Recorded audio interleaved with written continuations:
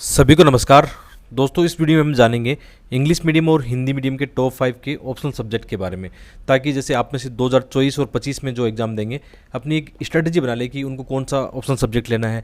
बाकी जैसे ये वीडियो 2023 के स्टूडेंट देख रहे हैं तो चिंता मत करना, आपका जो भी ऑप्शनल सब्जेक्ट है वो आप अब बदल नहीं सकते हो। और बाकी इस साल जैसे हिंदी मीडियम का ट्रेंड ये रहा है कि बहुत सारे ऑप्शनल सब्जेक्ट से सिलेक्शन हुआ है। जैसे पॉलिटिकल साइंस से भी 3 स्टूडेंट अब तक मिल चुके हैं, हिस्ट्री के भी स्टूडेंट हैं, ज्योग्राफी के भी हैं, हिंदी साहित्य के थोड़े ज़्यादा हैं, मैथिली साहित्य हैं। तो बहुत सारे सब्जेक्ट के एस्पिरेंट फाइनली सिलेक्ट हुए हैं। तो इसमें चिंता मत करना कि आपको कौन सा सब्जेक्ट था, और जो भी स्ट्रेटेजी है चलो आप बाद में बनाना अपनी, है ना, क्योंकि अभी प्री पास में उस पर पूरा फोकस करना, फालतू की बातों पर बिल्कुल ही ध्यान नहीं देना है।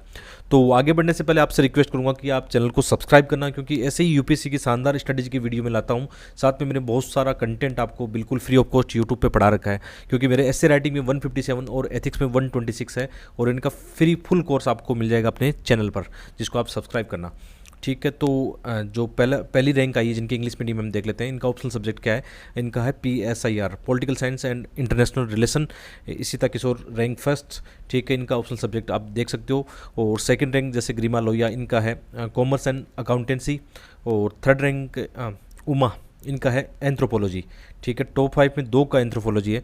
और जैसे एयर 4 का यहाँ पे ऑप्शनल सब्जेक्ट है जूलॉजी, और एयर 5 का है एंथ्रोपोलॉजी। तो आप ये देख सकते हो जैसे आजकल कैसा ट्रेंड रहता है। जैसे 3-4 साल 5 साल का हम कह सकते हैं इंग्लिश मीडियम में एक रुझान आया है एंथ्रोपोलॉजी का। पॉलिटिकल साइंस का अच्छा स्कोर जाता है, अच्छा रिजल्ट रहता है। तो ये आप अपने हिसाब से मतलब थोड़ा सा स्ट्रेटजी बना सकते हो कि किस सब्जेक्ट में ज़्यादा मार्क्स आते हैं। यूपीएससी भी कई बार ऐसी रिपोर्ट जारी करता है किस सब्जेक्ट से कितने सिलेक्शन हुए हैं, हाईएस्ट मार्क्स उसमें कितने आए हैं। तो एक रणनीति आपकी होनी चाहिए ऑप्शनल सब्जेक्ट लेने से पहले। ये आप किसी से पूछ नहीं सकते, आपको एक रिसर्च करना चाहिए, एक एनालिसिस करना चाहिए। उसके बाद में आपको डिसाइड करना चाहिए कि आपका ऑप्शनल सब्जेक्ट कौन सा होना चाहिए।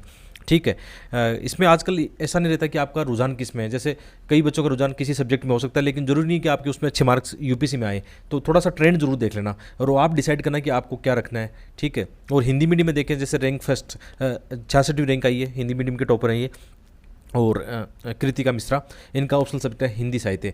और रैंक जो 85 है, इनका ऑप्शनल सब्जेक्ट है हिंदी लिटरेचर। भरत का हिंदी लिटरेचर है, लास्ट ईयर भी इनका सिलेक्शन हुआ था।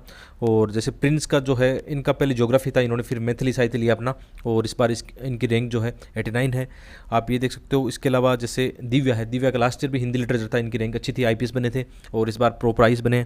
और इसी तरह से गगन का जो है ऑप्शनल सब्जेक्ट, जहाँ तक मुझे जानकारी है मैथ सब्जेक्ट होना चाहिए, जहाँ तक जानकारी है। ठीक है, श्योर नहीं कह सकता, लेकिन दोस्तों से पता किया तो मैथ ही बताया उन्होंने, बाकी और भी हो सकता है, लेकिन मैथ का ही पता लगा है। बाकी जैसे मैंने देखा 3-4 पॉलिटिकल साइंस के भी एस्पिरेंट मिले हैं जिनका फाइनल सिलेक्शन हुआ, हिस्ट्री के भी हैं, और बाकी जैसे हिंदी साहित्य के थोड़े से ज़्यादा हैं। तुलनात्मक रूप से हिंदी साहित्य का स्कोर इस साल हमेशा की तरह वैसे ठीक ही रहा है। ज्योग्राफी के भी हैं ऑप्शनल सब्जेक्ट जिनका सिलेक्शन हुआ है।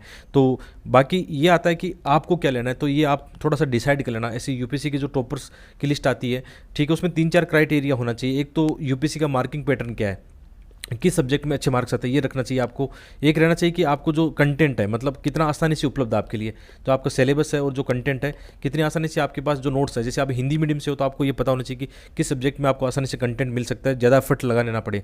और थोड़ा सा ये हो सकता है कि उसका सिलेबस थोड़ा ज़्यादा बड़ा ना हो, फालतू का सिलेबस नहीं हो। आप कभी भी उन भ्रांतियों में मत आना, जैसे आपको कोई बोल देगा कि हिस्ट्री ले लो, ज्योग्राफी ले लो, या पॉलिटिकल साइंस ले लो, ये आपके जीएस में भी काम आएगा। ऐसा यहाँ पे तुक्का काम नहीं करता है। ठीक है, ऑप्शनल सब्जेक्ट का एक तरीका होता है। जैसे मैंने भी गलतियाँ की, अपनी गलतियाँ हमेशा बताता हूँ कि ज्योग्राफी सब्जेक्ट मुझे नहीं चुनना चाहिए था, उसमें स्कोर लगातार मेरा बेकार आया था, मुझे समय पर मतलब बदलाव करना चाहिए था। जैसे राम का सिलेक्शन हुआ है, राम ने ज्योग्राफी छोड़ दिया तो उनका सिलेक्शन हो गया। तो एक स्ट्रेटजी होती है, लेकिन ये अपनी अपनी होती है। आप ये वीडियो देख के ये बोलोगे कि सर आप तो हमें मतलब बिल्कुल डाउट में डाल रहे हो कि हम कौन सा सब्जेक्ट रखें, तो डाउट में मत रहना। ये तो आपको अपना डिसीजन लेना है। जब आईएएस बनने जा रहे हो तो आपको थिंकिंग करनी है कि आपके लिए सब्जेक्ट कौन सा उपयोग है, क्योंकि उसमें कई क्राइटेरिया काम करता है। ठीक है, आप कहाँ से अपना कंटेंट तैयार करोगे, किस मीडियम से आप हो।